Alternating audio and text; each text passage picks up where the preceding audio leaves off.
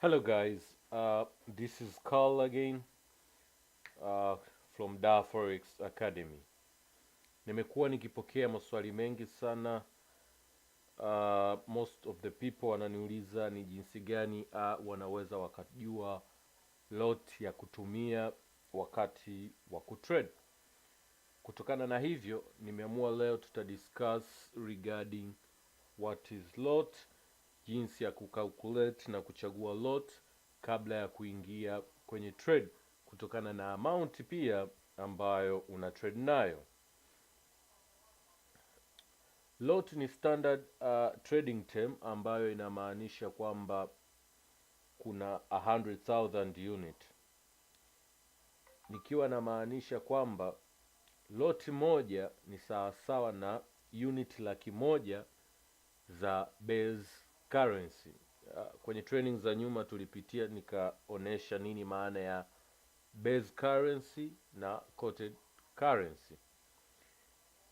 0.1 itakuwa ni 10,000 unit of base currency, maanake ni 0.1 times 100,000, na 0.01 ni sawasawa na 1,000 units of base currency.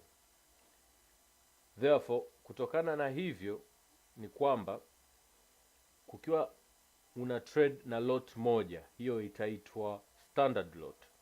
Ukiwa una trade na lot ya 0.1, hiyo itaitwa mini lot, na ikiwa una trade na 0.01, hiyo itaitwa micro lot. So kutokana na hivyo unaweza ukajua thamani ya kila movement ya pip moja. Kwenye standard lot utachukua moja mara 10, manake kila 1 pip sawasawa na 10 units ya ile currency. Kwa mfano kwenye hiyo slide yetu inaonyesha ni 10 USD. Mini lot utachukua 0.1 mara 10, itakuwa $1, na micro lot ukitimes by 10 itakuwa 0.1.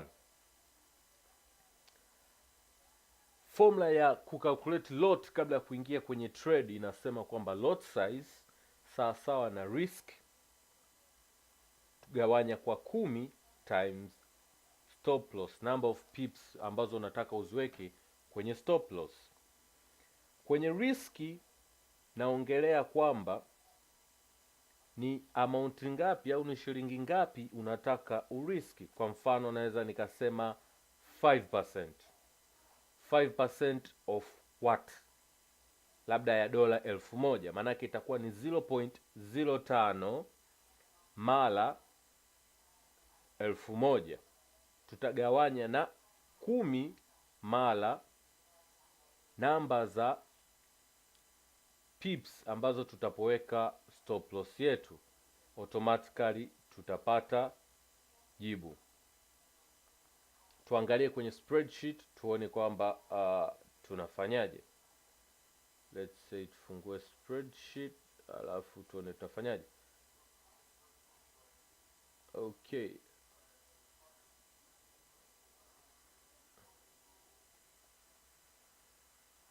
so hii ni spreadsheet yetu. Kwa kuangalia tu tunaweza nikasema hapa nimeweka kwenye calculation kwenye Microsoft Excel.